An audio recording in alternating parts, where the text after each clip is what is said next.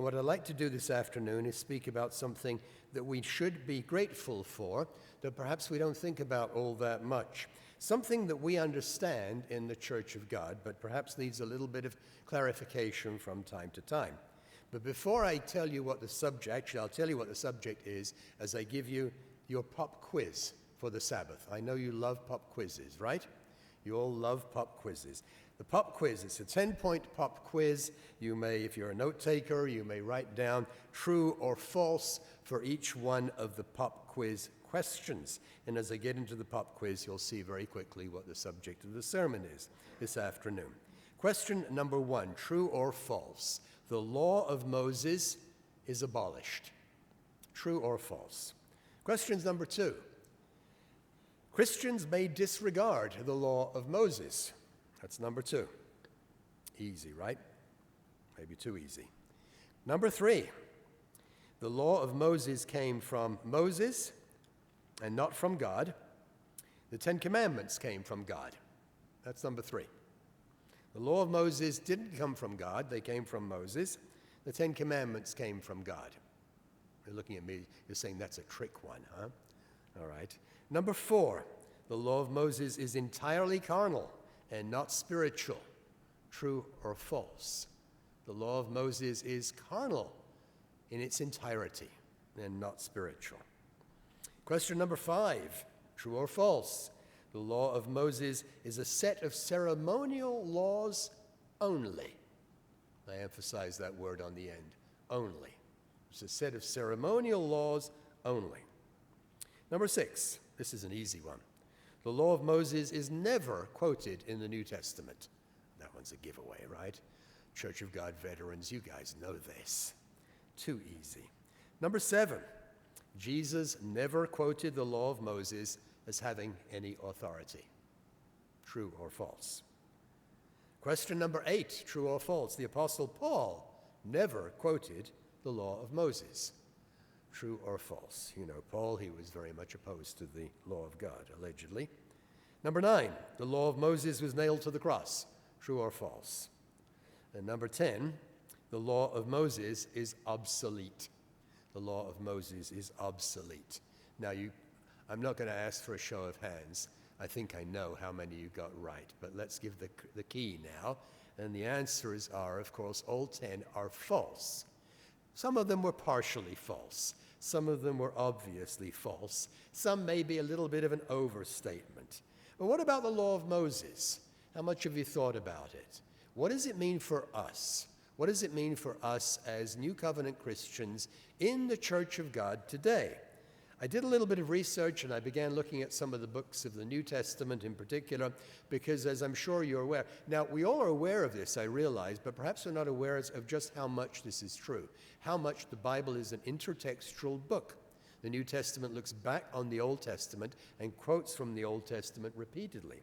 In the book of Galatians, this is the book that, according to a bit of a misrepresentation, does away with God's law. The Apostle Paul, according to my count, quoted the law of Moses 4 times in the book of Galatians, and he has another 5 quotations from the Old Testament in that one book. How many times does the New Testament quote the Old Testament? Well, you're probably guessing quite a big number, and that's true. The estimates vary. According to one estimate, Christianity.stackexchange.com, there are 302 direct quotations from the Old Testament, 493 allusions, and a further possible 138 possible allusions for a total of 933. According to Wikipedia, and as you know, everything in Wikipedia is an oracle, 283 direct quotations according to Wikipedia. Now, as we know, there are lots of interconnections between the Old Testament and the New Testament. Let's take one quick example where Jesus makes a very direct appeal to the law of Moses in Luke chapter 2 and verse 22. I've got several here in my notes, but for the sake of time, I'm going to move through this a little faster because there are some important things that I'd like to cover on this subject. Luke 2 and verse 22, the law of purification This is where Jesus, it wasn't actually the words of Jesus. This is the words of Luke concerning the birth of Jesus. The days of her purification were completed, verse 22, according to the law of Moses, and they brought him, Jesus Christ, to Jerusalem to present him to the Lord, as it is written in the law of the Lord. And there's a direct quote, of course, there in verse 23. All right, so what I'd like to get at, and I had to think a little bit about this sermon for the last few days because I don't want to break into jail. It is a big subject. It's a very big subject.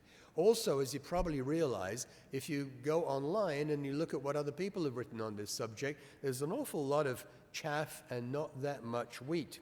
Lots of nonsense and maybe a little bit of truth here and there. I remember years ago, some of you have had this experience, but many years ago when I lived in an apartment in Pasadena, California, and some missionaries came to the door on a Sabbath morning. These people who come and knock on the door, there's 2 or 3 of them together, and you open the door and they say, "We're Bible students and we'd like to come and study the Bible with you." And very nice people, very kind people. And it was a Sabbath morning, and I said to them, well, if you're Bible students, you should know what day of the week it is. And they said, yes. I said, the Sabbath, right? I said, yes. So I said to them, you keep the Sabbath? They said, no, we don't keep the law of Moses. And I said to them, well, the Sabbath is not the law of Moses. It's one of the 10 Commandments. And then they said, what church do you go to? They guessed, by the way. They had been primed. So there's a lot of things out there, a lot of concepts about the law of Moses that are inaccurate. But from time to time in God's church, questions come up. Let's begin with 2 Timothy chapter 3. This very famous statement about the Word of God, 2 Timothy 3, and I think it's a good place to begin. 2 Timothy 3, verses 16 and 17.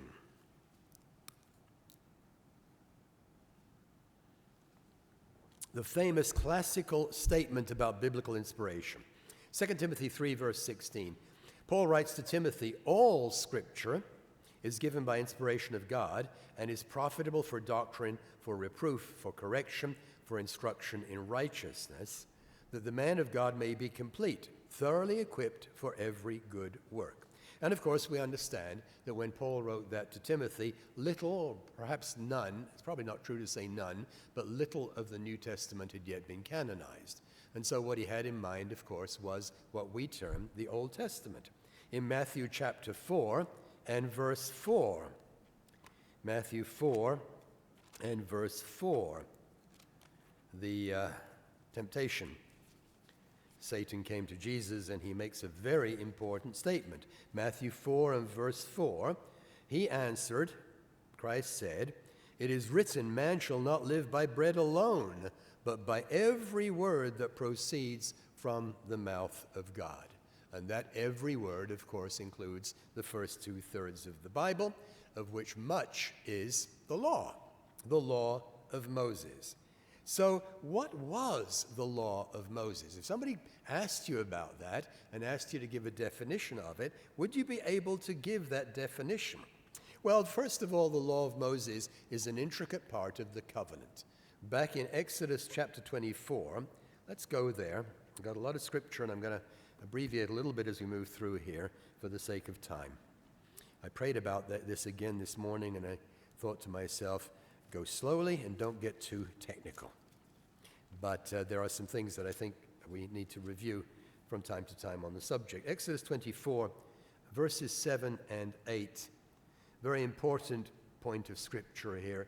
Exodus 24, verses 7 and 8. Then he, this was Moses, of course, took the book of the covenant. There's some discussion about what exactly that was. It was very likely Exodus 21 through 24, in fact, what we're just reading. He took the book of the covenant. It wasn't actually a book, it was more a scroll.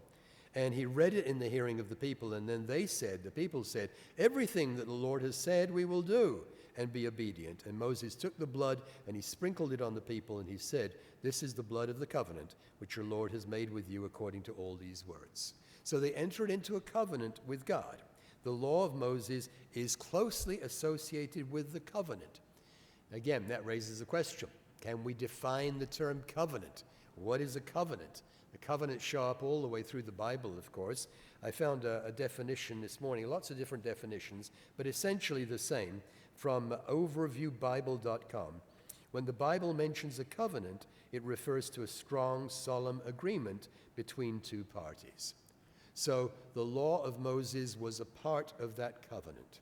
It was the law that God gave for a physical nation.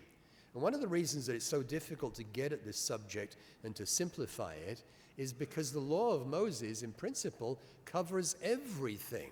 We've all read all the way through Exodus and through Deuteronomy and through Leviticus, for that matter, and through the book of Numbers, where there's some laws as well. And when you read it, you discover it covers just about everything.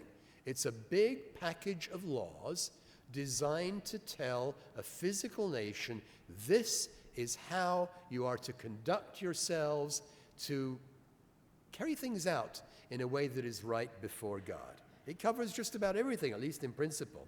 You ever think about it? Laws of warfare, laws of property rights and boundaries, laws about marriage and family, laws of hygiene, basic hygiene, what to do when you have a sickness in the community, how to maintain basic hygiene in the camp, laws of money, economic laws, how to run things personally and on a national level so that the economy functions in the right way. There's a lot there as well. I think that's probably a sermon of them by itself.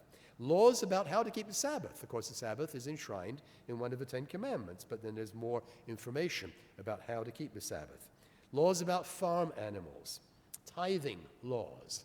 Now, we know some of these laws, clearly, we have evidence before you get to the book of Exodus that some of these laws are explicitly laid out even before that. Abraham tithed, Jacob tithed. So we know that these laws even predated the Old Covenant. And we've got holy days.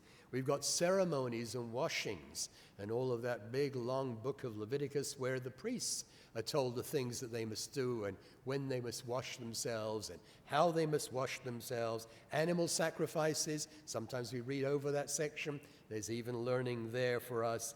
Laws for the priesthood, how the priesthood is to conduct itself.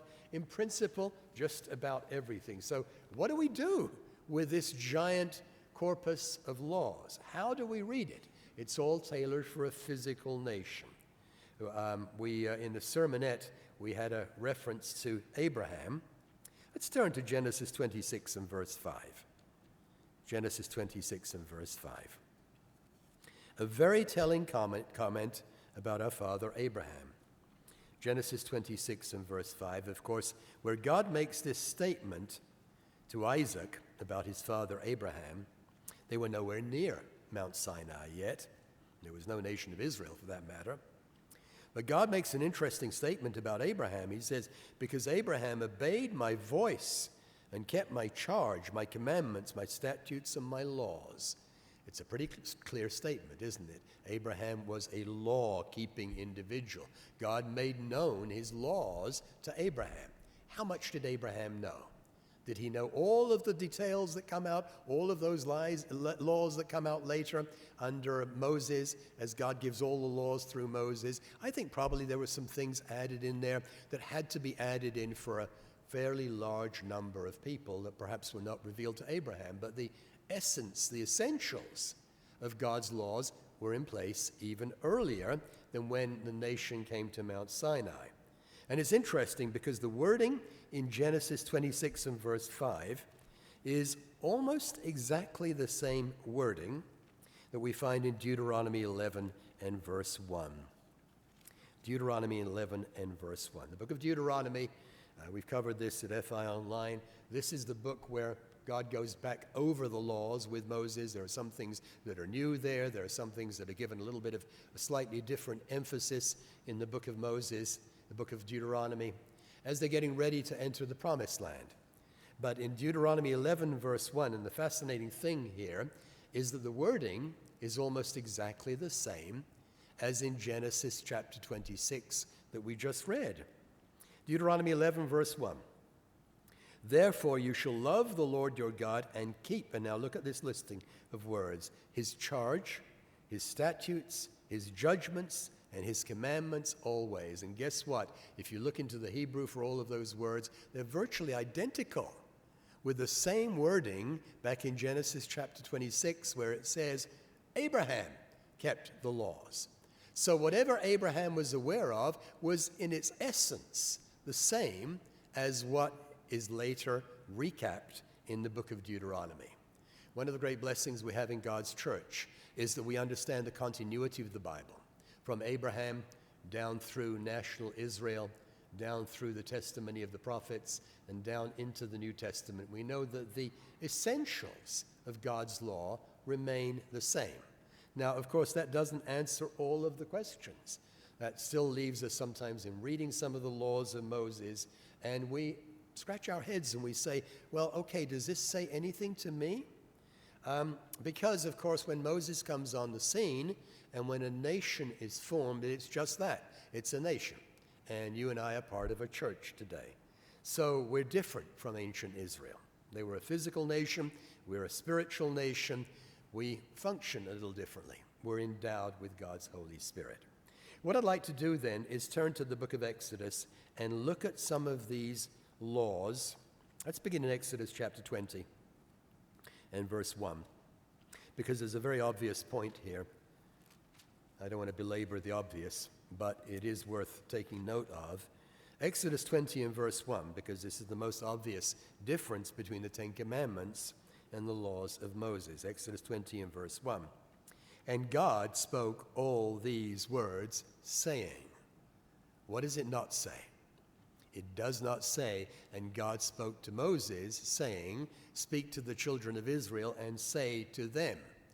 Have you ever thought about that? Almost all of the law throughout the Old Testament is to Moses, or in some cases to Moses and Aaron. Speak to the children of Israel and say to them, pass it along. Or in some cases, it's speak to the priests and say to them. Exodus 21 and verse 1. Exodus 21 and verse 1. Now these are the judgments which you shall set before them. Now that word judgments is an interesting word in the Hebrew. It is mishpatim. It's the same word that's associated with the guys in the book of Judges. It's the same individuals. It's the same word that is associated with the judges that went into place a little earlier than that. The point here is that the laws of Moses are mediated. Exodus 20, verse 19, they said to Moses, you speak to us. We don't want to hear anymore. And the rest of the law, most of it, almost all of it, with the exception of the Ten Commandments, is mediated. It comes from God through Moses and down to the people. It is God's law. From time to time, I've seen things written by students, and they kind of miss the point a little bit, as if this were not God's law. It is God's law. Moses, the laws of Moses are all God's law because he got them from Moses. But a lot of these laws that we read in the Old Testament assume that, number one, there's a physical nation, and number two, that there's a system of judges. There was a system of judges. You remember in Exodus 18, a man by the name of Jethro came to Moses, and do you remember what he said? Let's go back there, because this is important. Exodus 18, and we're going to pick it up in verse 19.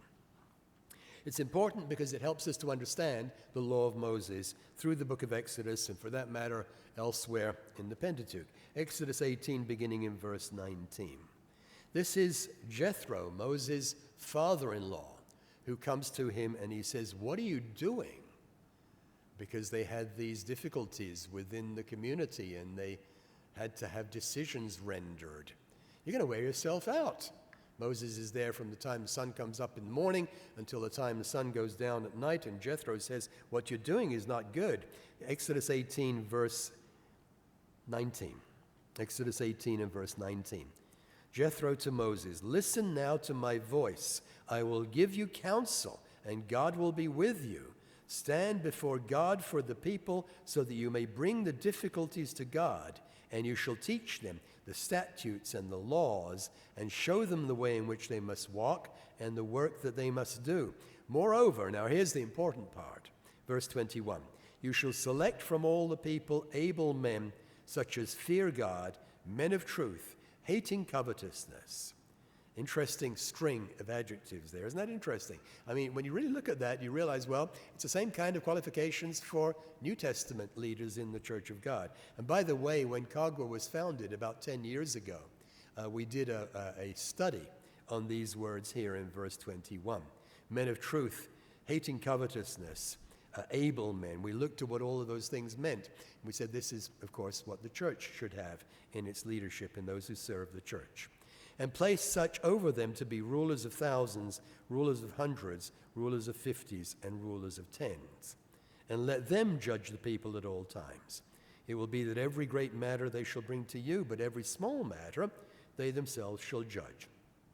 So it will be easier for you, and they will bear the burden with you. Verse 23, if you do this thing and God so commands you, you will be able to endure. Jethro was concerned for Moses' health, and all his people will go to their place in peace. Actually, it was a very wise thing that Jethro said to Moses. And of course, what went into place at that point, and Moses in that same chapter said, you know, this is a good piece of advice. Isn't it interesting? Moses took good advice when it was offered in the right spirit. This is a good piece of advice, and what you have in effect is a judiciary that then goes into place, with some having greater authority than others, and Moses, if you will, is a supreme court. We have something vaguely similar to that, don't we, in the United States of America today. But we have a system of judges that then goes into place. When you read the laws of Moses, a lot of them are instruction to the judges. If this comes up in the community, this is what you should do. A body of judges is assumed. Much of the law is judgments. Do this, do that. Sometimes they're in cooperation with the priests. Sometimes the priests were involved. Time will not allow us to go through all of the examples. There's a lot to cover here. But in many cases, it's interesting. You take a look, and the judges and the priests work together. Something came up in the community, and they worked together. In some cases, the priests alone had to do certain things. In the book of Leviticus, they're examining the houses and the garments for molds and for leprosy. The priests had a role. But God put a leadership in place. Now, let's stop and think for a moment. If we've got a system of judges over a physical nation, and God tells the judges to get something done, it reflects God's will, right? It reflects the mind of God. If God tells the judges not to permit something, then that something should not be permitted, and that something is a sinful act. Here is how you are to judge.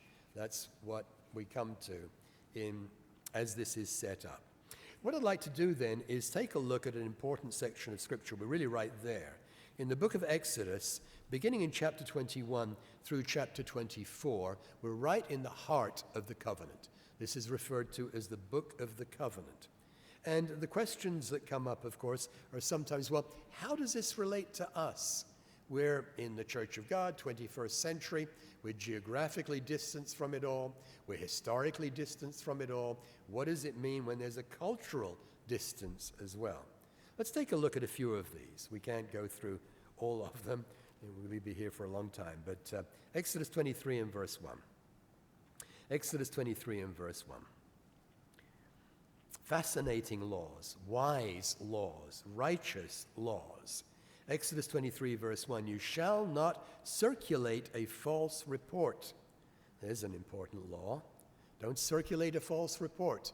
Don't gossip. Don't pass things along if you don't know that they're absolutely right and true. There's a big lesson for the nation today, and I think perhaps for us as well. Don't put your hand with the wicked to be an unrighteous witness. Dropping down to verse 8, Exodus 23 and verse 8. Also, take no bribe. Now, judges can potentially take bribes, and often have done down through history. For a bribe blinds the discerning and perverts the words of the righteous. Don't take a bribe. And so we look at some of these laws, and then we ask ourselves, okay, so what does that mean for me? I'm not a judge.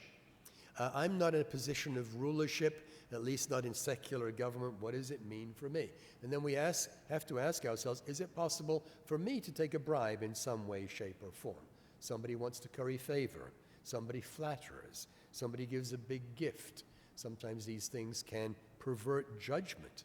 Sometimes people will do this kind of thing because they want to kind of work the angles. So there's a lesson in that law, is there not, for every one of us? Verse 9, same chapter, Exodus 23, verse 9. Also, you shall not oppress a stranger. You know the heart of a stranger, because you were strangers in the land of Egypt. The law and the prophets several times list three groups of people who, back in that ancient society, were very vulnerable. That was, as it mentions here, the stranger. The other two groups you probably remember, widows and orphans. Look out for these people. Watch out for them. Now we look at the United States of America in the 21st century, and the situation is a little bit different. Widows, in some cases, get assistance from the government. Obviously, things can be a little bit different. But there's a lesson for us there, and there's even an individual Christian living lesson for us as well. Watch out for those groups of people. Look out for the widows. Look out for the strangers. Look out for the orphans. These are people that God is particularly concerned about. We got back from the Feast of Tabernacles recently, and I think many brethren treated widows and treated those who were there on their own. Watch out for these people. So there's, of course, a lesson for us in all of this. Have an eye for those who are vulnerable people, even in the Church of God, and look out for them. Help take care of them. Now, I want to give you a couple of technical terms. I don't want to get too technical, but they talk about the laws of Moses being divided into two categories. Category number one is the Apoditic Laws. The Apoditic Laws, I'll spell that out for you. Apodictic. Apodictic.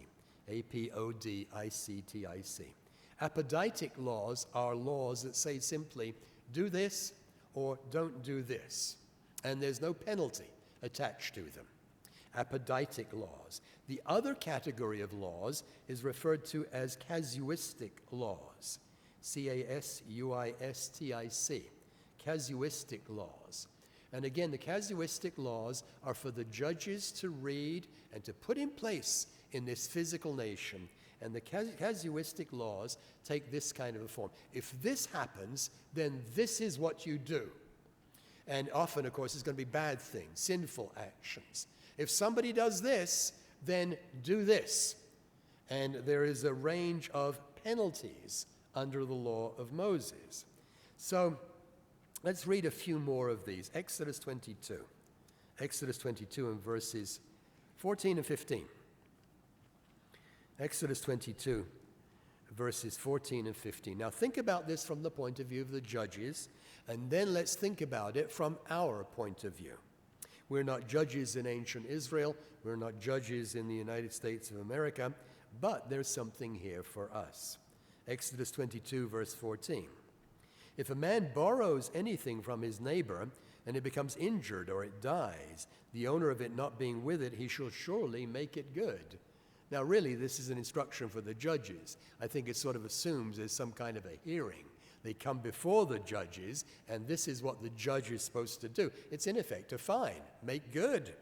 If its owner was with it, he shall not make it good. If it was hired, it came for its hire. There's a distinction made there.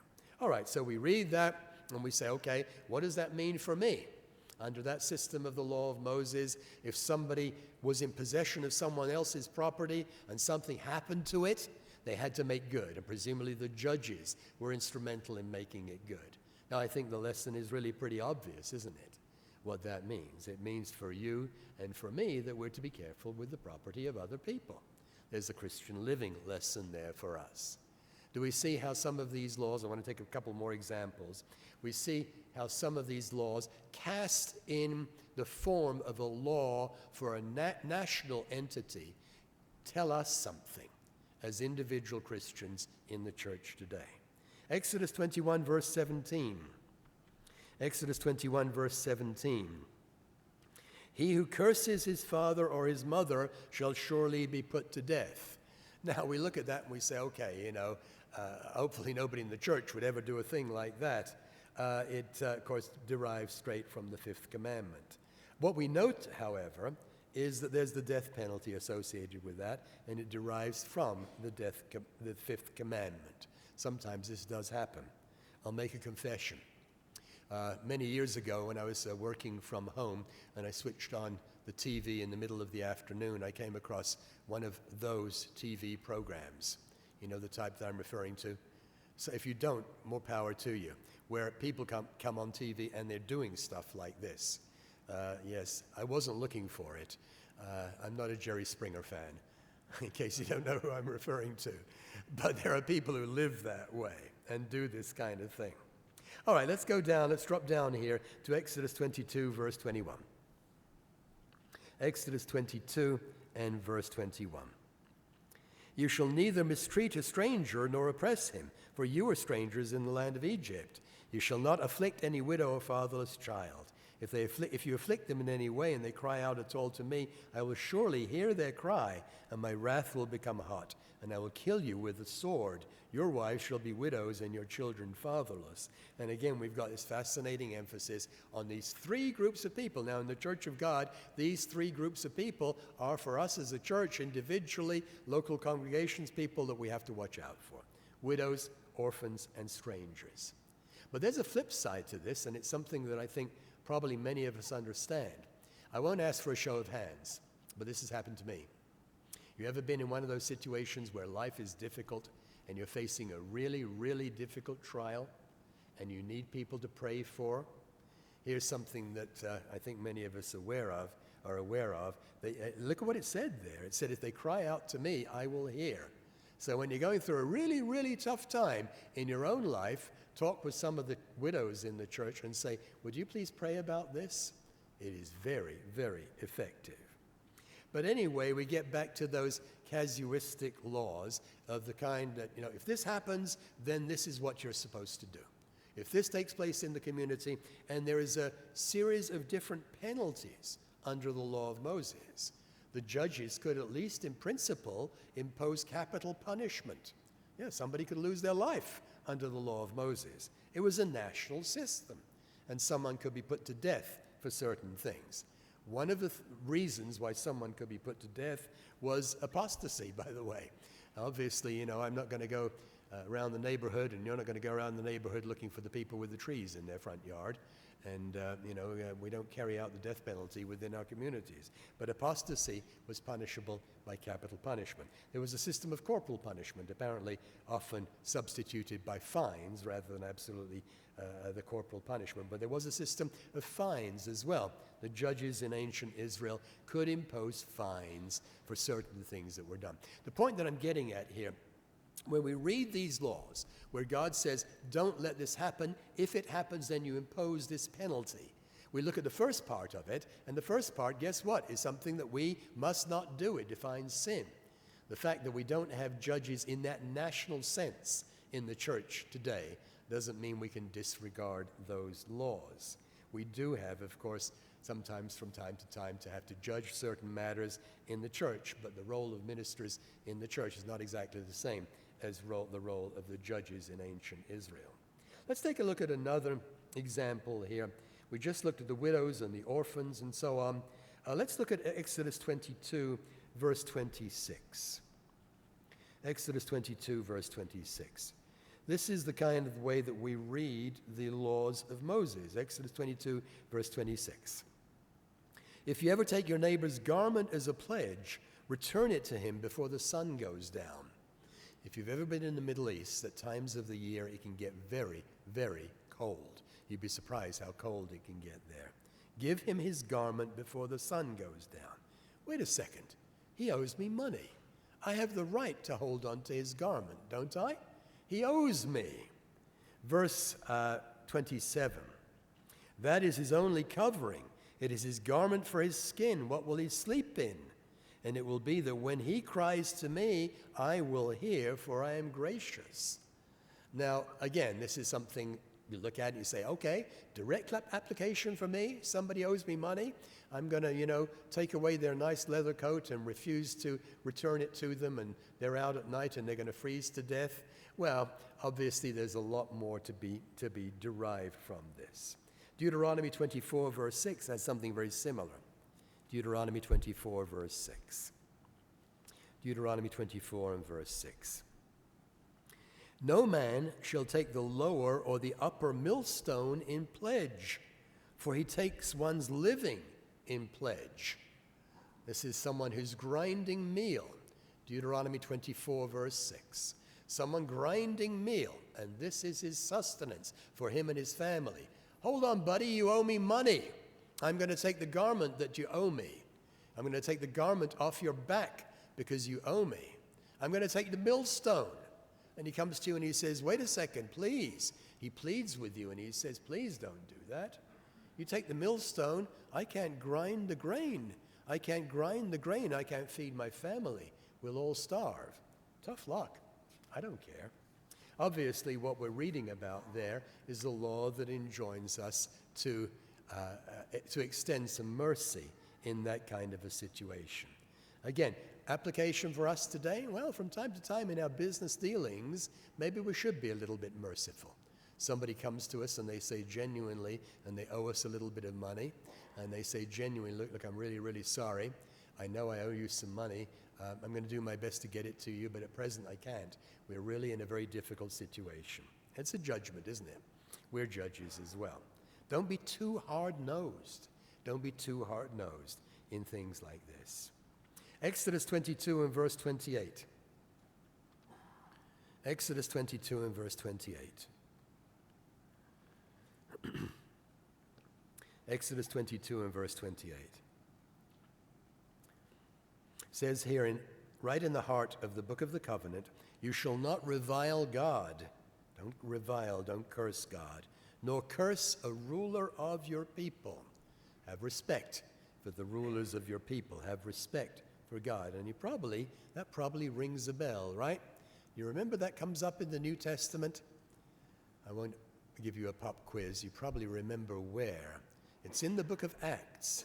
It's fascinating how many times the New Testament church went back to the law of Moses and took the law of Moses as its precedent for something that should be done or should not be done.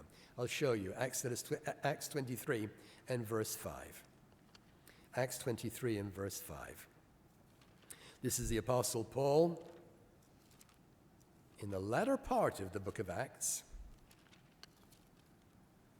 And there was a conflict. And Paul was actually abused at the hands of the high priest. Acts 23 and verse 4. Those who stood by said, do you revile God's high priest? Because he'd said something very strong in the previous verse. And then Paul said, look what he says here, I didn't know, brethren, that he was the high priest. For it is written, you shall not speak evil of a ruler of your people.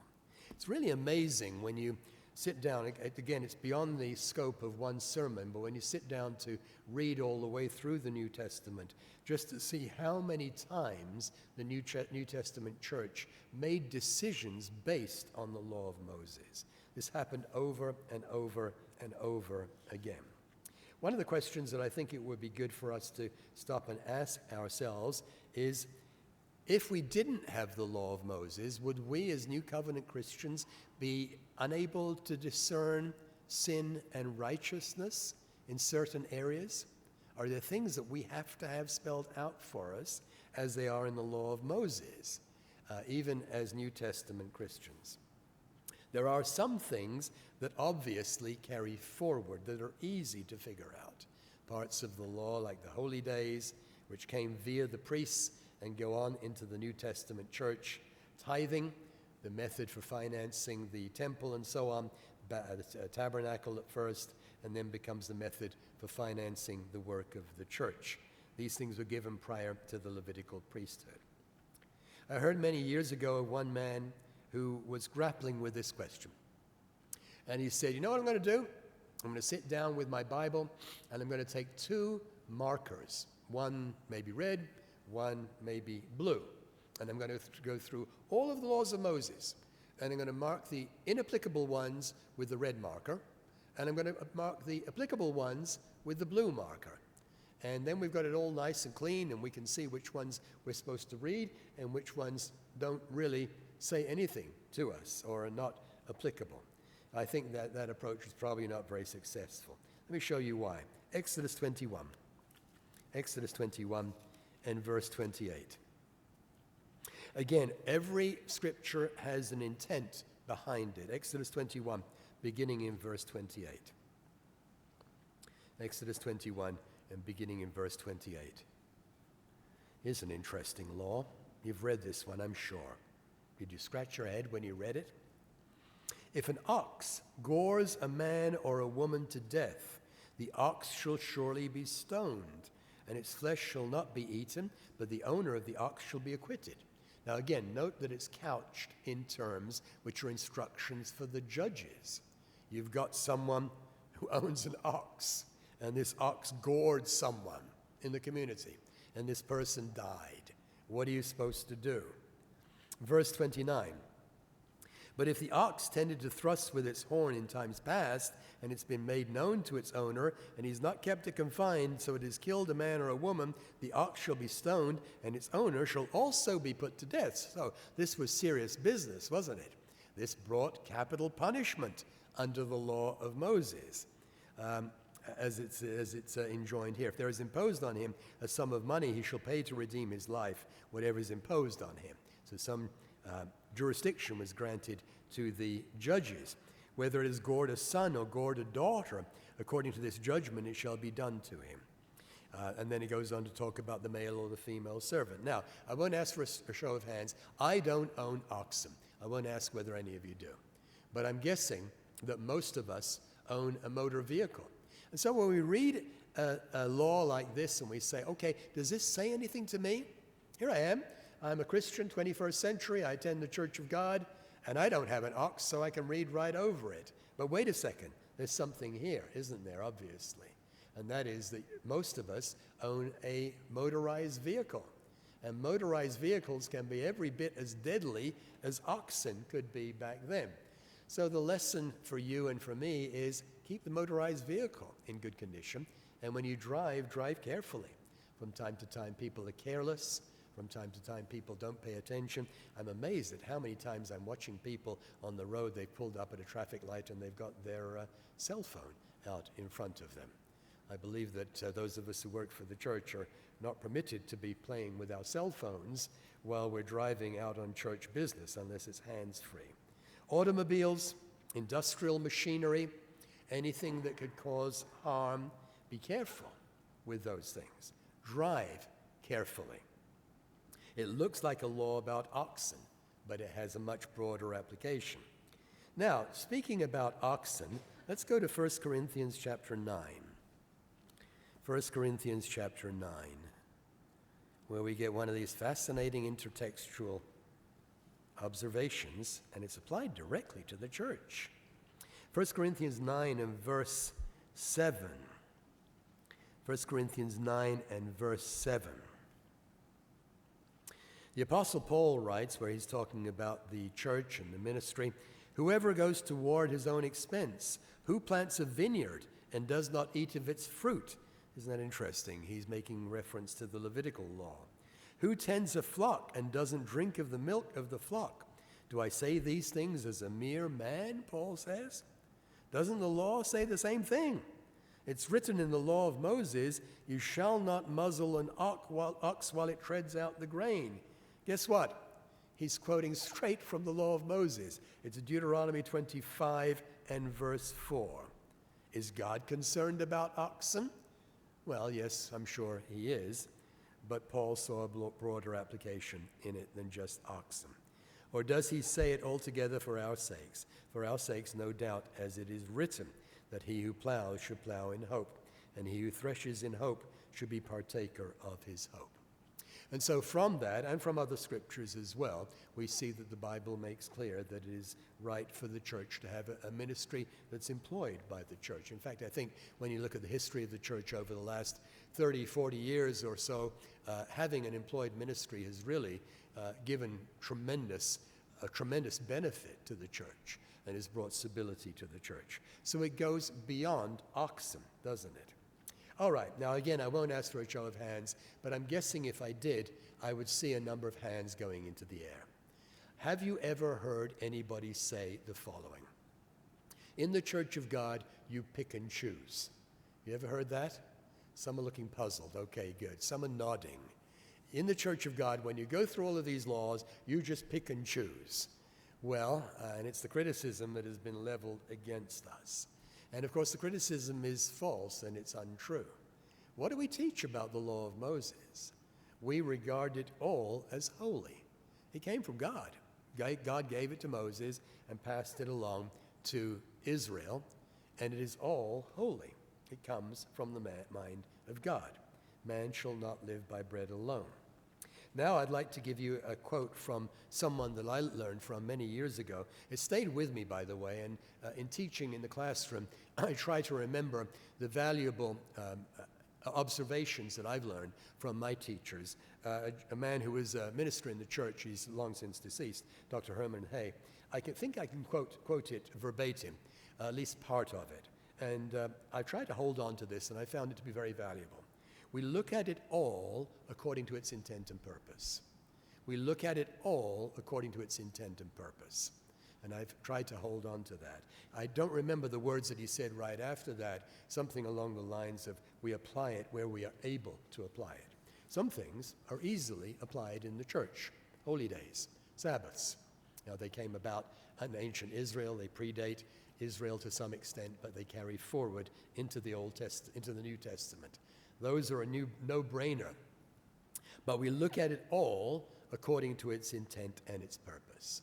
When we look at some of these laws, we have to keep in mind the background. What was it like? What was going on back then? We have no functioning Levitical priesthood in the church today. Although I will say this, that even in the book of Leviticus, all of those sections that talk about looking for the moles and looking for leprosy and so on, there are even lessons in all of that, and lessons about the animal sacrifices as well. The animals brought before God had to be unblemished.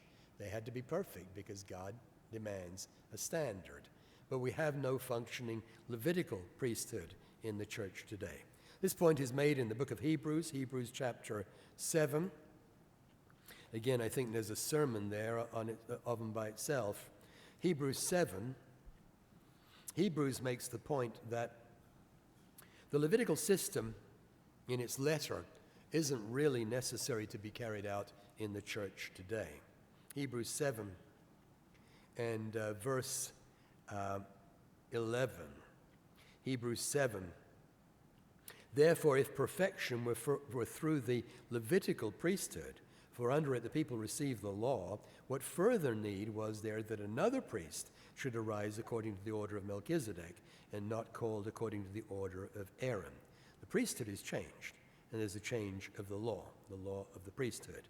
He of whom these things are spoken belongs to another tribe, from which no man officiated at the altar. And so we know from the book of Hebrews in particular that the Levitical laws are not in place. Obviously they're not. We don't have a physical temple at which we worship in the church.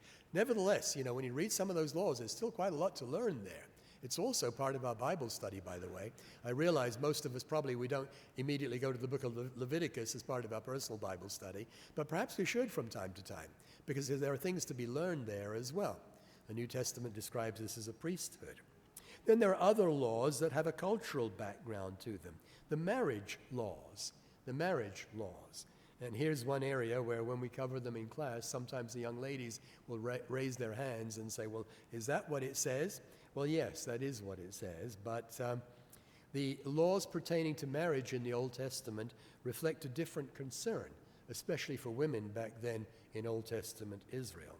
A woman back then lived in a patriarchal society, and she lived under the roof of her father, or under the roof of her husband, or perhaps under the roof of her older brother.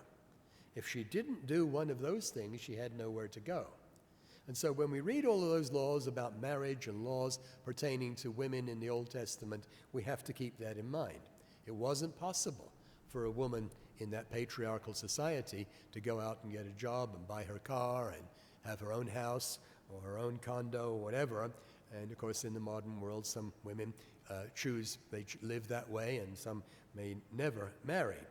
That's one of the reasons why the story of Ruth is a story of bravery. She came across the river, and she had nobody to protect her. So we have these cultural aspects to it as well. Exodus chapter 21. Let's go back into the book of the law. Exodus 21.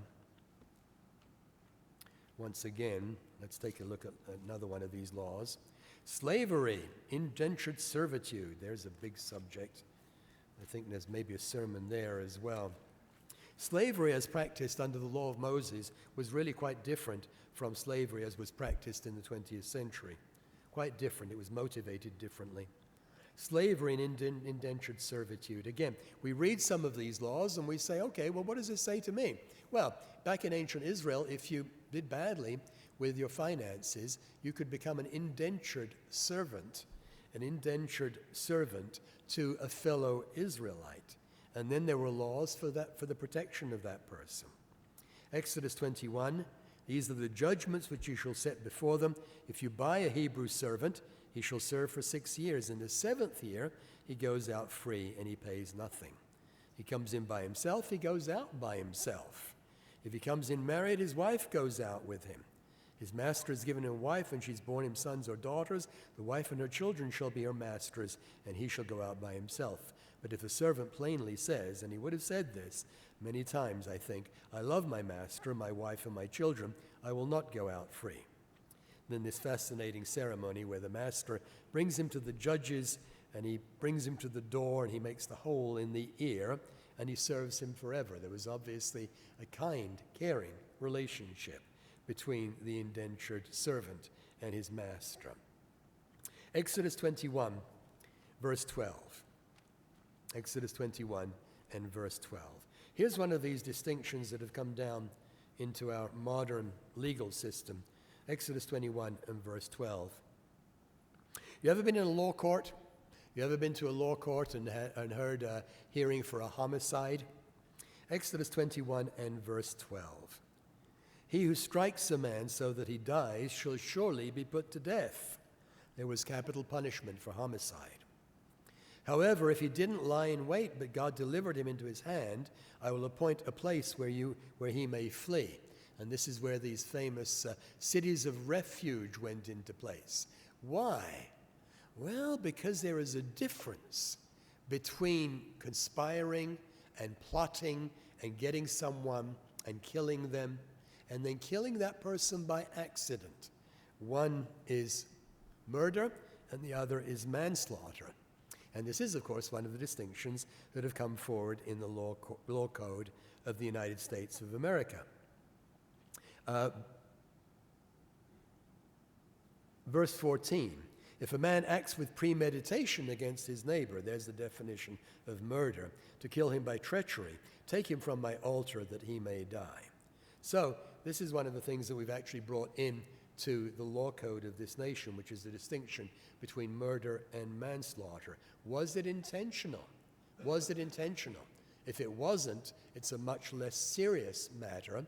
And you remember the cities of refuge were there. The death penalty was in place for the murderers.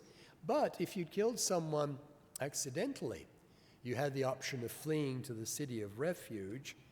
And then you remember you're stuck there. You remember how long?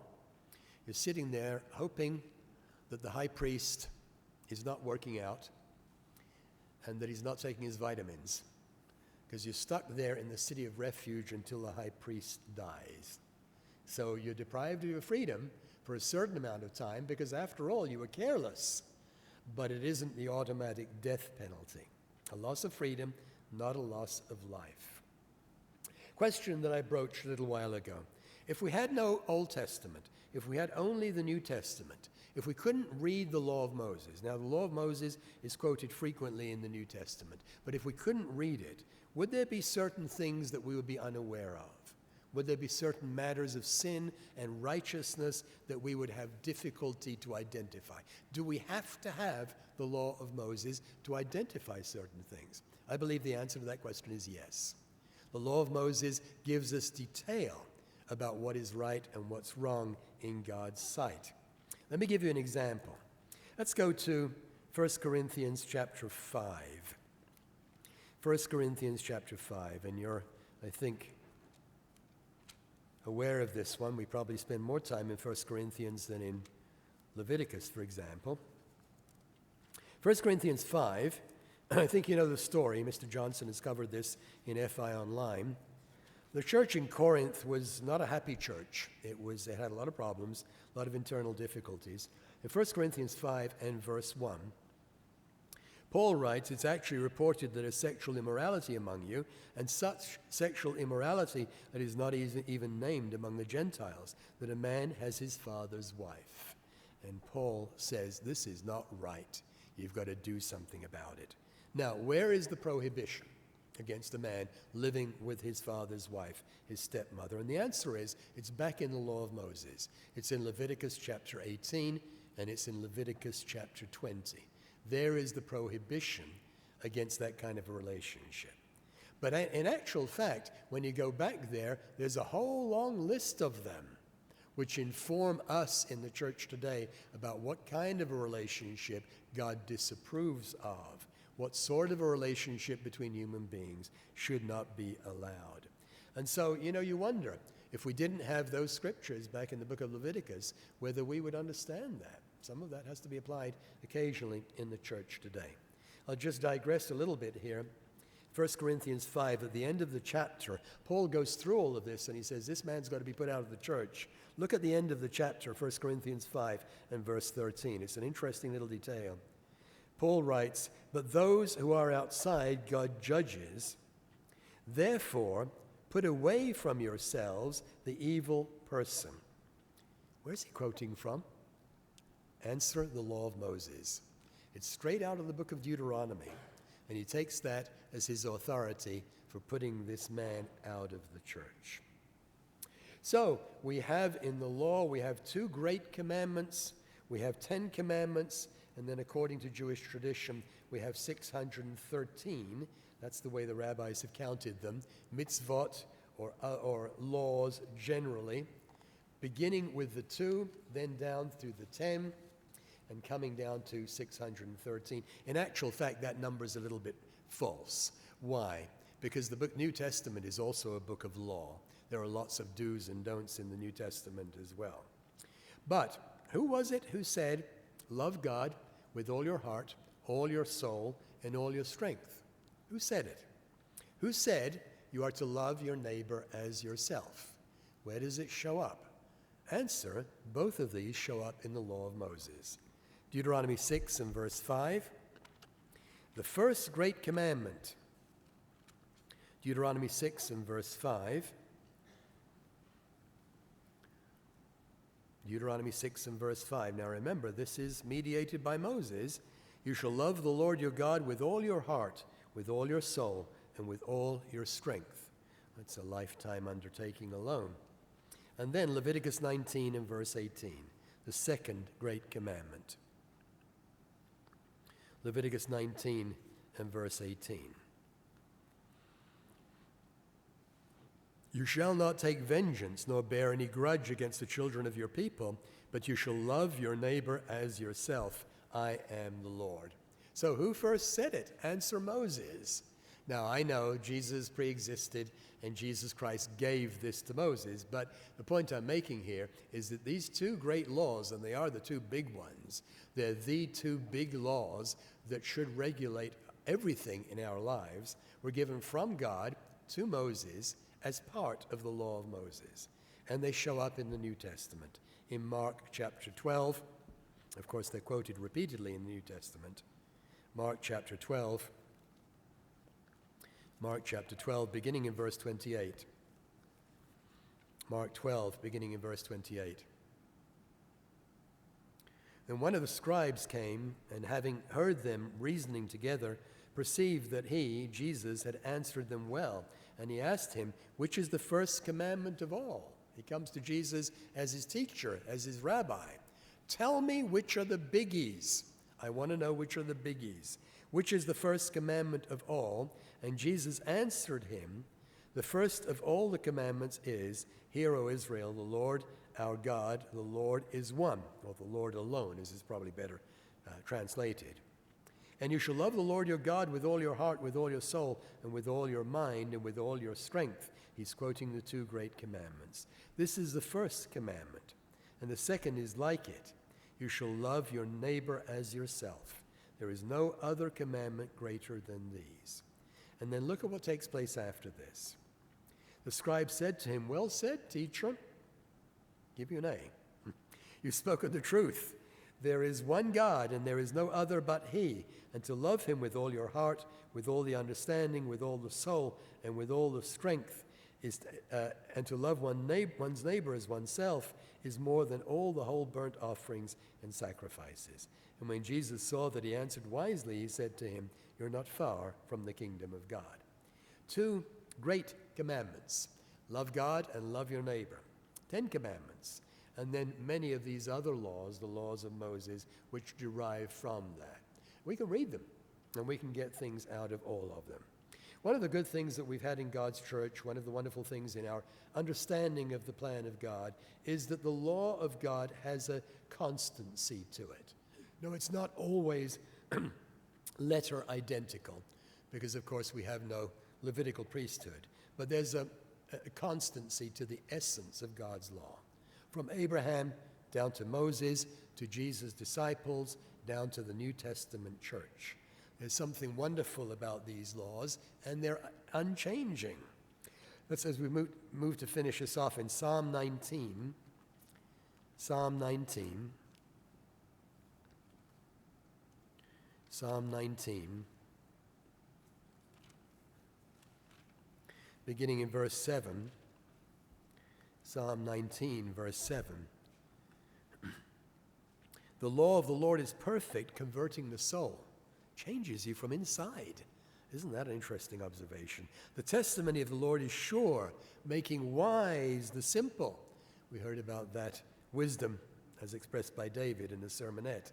The statutes of the Lord are right, rejoicing the heart. You read them and you think, this is wonderful, because it tells me how justice should take place. The commandment of the Lord is pure, enlightening the eyes. It gives you understanding. The fear of the Lord is clean, enduring forever. The judgments of the Lord are true and righteous altogether. More to be desired are they than gold, yea, than much fine gold, sweeter than honey and the honeycomb. Moreover, by them your servant is warned, and in keeping them there is great reward. We understand that. We understand that even though we're under a new covenant, a greater covenant, that God's expressed will, expressed in his law, is constant. And so when we look back into that big, long law code with all of the do's and don'ts and all of these things that some of them seem a little bit arcane, and we scratch our heads and we say, okay, what does it mean for me? Should still be part of our Bible study. We should go back from time to time. We should read the laws about the oxen. We should read the laws about the land boundaries. We should read even the laws about what the priests could do and couldn't do, and say, okay, this is still for me. There's something for me to learn here, something important. Let's finish it off with Malachi chapter 4. In Malachi chapter 4 and verse 4, this is Thanksgiving weekend. Let's give God thanks for something he's given to us, a wonderful portion of his word. Malachi 4 and verse 4, right at the end of the Old Testament, tells us to remember the law of Moses, my servant, says God, which I commanded him in Horeb for all Israel with the statutes and the judgments. The blessing of the law of Moses.